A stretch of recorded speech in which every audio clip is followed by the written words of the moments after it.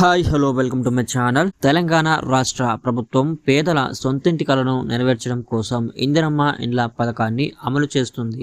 అయితే తాజాగా ఈ ఇందిరమ్మ ఇండ్ల పథకంపై మంత్రివర్గం కీలక సమావేశం చేసి ఇస్తున్న బిల్లు చెల్లింపుల విధానంలో స్వల్ప మార్పులు చేసింది. ఈ విషయాన్ని రాష్ట్ర రెవెన్యూ గృహ నిర్మాణ శాఖల మంత్రి పొంగులేటి శ్రీనివాసరెడ్డి అయితే వెల్లడించడం జరిగింది. దానికి సంబంధించి పూర్తి సమాచారం మనం ఈ వీడియోలో అయితే తెలుసుకుందాం. అంతకన్నా ముందు మీరు కనుక మన ఛానల్ కి కొత్తగా వస్తే వెంటనే సబ్స్క్రైబ్ చేసుకోండి. అలాగే ఈ వీడియో మీకు నచ్చినట్లయితే లైక్ చేయండి. మీరు కనుక ఉద్యోగం కోసం వెయిట్ చేస్తున్నట్లయినా లేదా ప్రభుత్వం అందించినటువంటి స్కీమ్ల గురించి తెలుసుకోవడం కోసం ఇప్పుడే ఇక్కడ కనిపిస్తున్నటువంటి వెబ్సైట్ ని ఓపెన్ చేసి అక్కడ మీకు ఉద్యోగ సమాచారం ఉంటుంది. అలాగే ప్రభుత్వం అందిస్తున్నటువంటి స్కీమ్ల గురించి కూడా ఎక్స్ప్లెయిన్ చేయడం జరిగింది. ఒకసారి మీరు వెబ్సైట్ ని విజిట్ చేయండి. ఇక వివరాల్లోకి వెళ్తే ఇందిరమ్మ ఇండ్ల పథకంలో బిల్లుల చెల్లింపుల్లో స్వల్ప మార్పులు చేస్తున్నట్టు మంత్రి పొంగులేటి శ్రీనివాసరెడ్డి తెలిపారు. ఈ పథకం కింద ఇల్లు కట్టడం కోసం అవసరమైన కూలీలను ఉపాధి హామీ కింద ఇవ్వడం జరిగింది.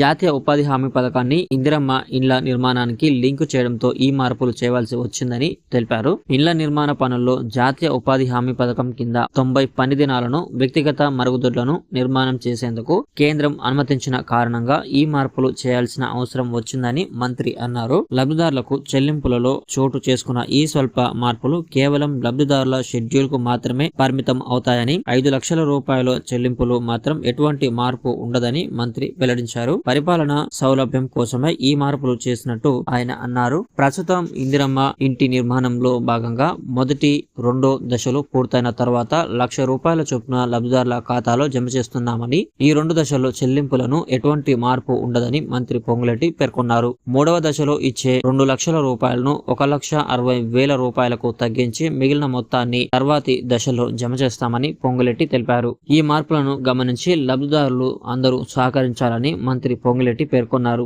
ఇదిలా ఉంటే ఇందిరమ్మ ఇండ్ల పథకానికి సంబంధించి లబ్ధిదారులు ఎటువంటి ఇబ్బందులు పడకుండా, వారికి ఏమైనా ఇబ్బందులు ఉంటే సమస్యల పరిష్కారం కోసం రాష్ట్ర ప్రభుత్వం టోల్ ఫ్రీ నెంబర్ ఏర్పాటు చేసిందని, ఆదివారం మినహా మిగతా అన్ని రోజుల్లో ఇక్కడ కనిపిస్తున్నటువంటి టోల్ ఫ్రీ నెంబర్ కి కాల్ చేసి లబ్ధిదారులు తమ సమస్య పరిష్కరించుకోవచ్చని తెలిపింది. కాల్ సెంటర్ ఏర్పాటు చేసిన తర్వాత నెల రోజుల్లోనే 14,950 ఫిర్యాదులు అందగా, ఫిర్యాదులలో ఎక్కువ శాతం బిల్లులు పెండింగ్ లో ఉన్నాయని, అధికారులు అక్రమాలకు పాల్పడుతున్నారని చెప్పినట్లు తెలుస్తోంది. ఏది ఏమైనా తెలంగాణ ప్రభుత్వం ప్రతిష్టాత్మకంగా చేపట్టిన ఇందిరమ్మ ఇండ్ల పథకంలో చోటు చేసుకున్న మార్పులను అర్థం చేసుకుని లబ్ధిదారులు సహకరించాలని ప్రభుత్వం కోరుతోంది. సో ఇది ఈ రోజు వీడియో. మీకు నచ్చిందని అనుకుంటున్నాను. మీకు నచ్చితే లైక్ చేయండి. అలాగే మన ఛానల్ కి సబ్స్క్రైబ్ అవ్వడం మాత్రం మర్చిపోకండి. మరిన్ని వివరాల కోసం ఇప్పుడే ఇక్కడ కనిపిస్తున్నటువంటి వెబ్సైట్ ని ఫాలో అవ్వండి. Thank you.